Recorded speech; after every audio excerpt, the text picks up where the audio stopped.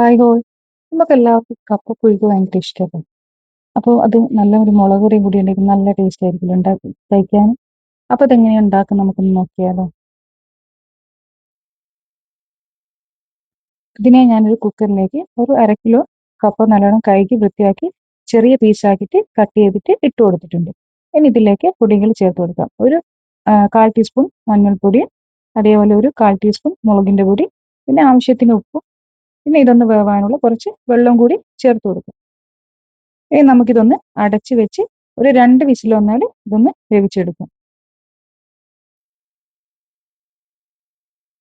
ഇനി ഇതിലേക്കുള്ള തേങ്ങ നമുക്ക് അരച്ചെടുക്കാം. അതിനായിട്ട് അതിലേക്ക് കുറച്ച് ജീരകം, ഒരു 3 പച്ചമുളക്, ഒരു 3 ചെറിയുള്ളിയും, അതേപോലെ തന്നെ ഒരു 3 വെളുത്തുള്ളിയും കൂടി ഇട്ട് നമുക്കിതൊന്ന് ചതച്ചെടുക്കാം.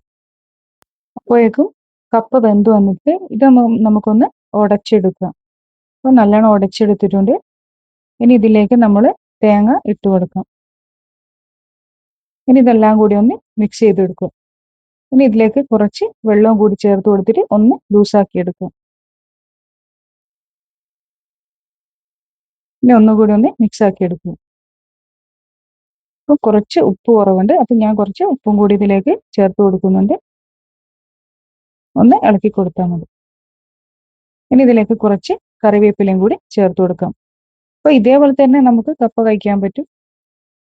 ഞാനിത് കുറച്ചൊന്ന് വറവിട്ടിട്ട് ഉണ്ടാക്കിയെടുക്കുന്നത്. അപ്പോൾ കുറച്ച് വെളിച്ചെണ്ണ, അതിലേക്ക് കുറച്ച് കടുകും, ഒരു 2-3 വറ്റൽമുളക് ഇട്ടിട്ട് ഇതിൻ്റെ മേലെ ഒന്ന് ഒഴിച്ചു കൊടുക്കുന്നുണ്ട്.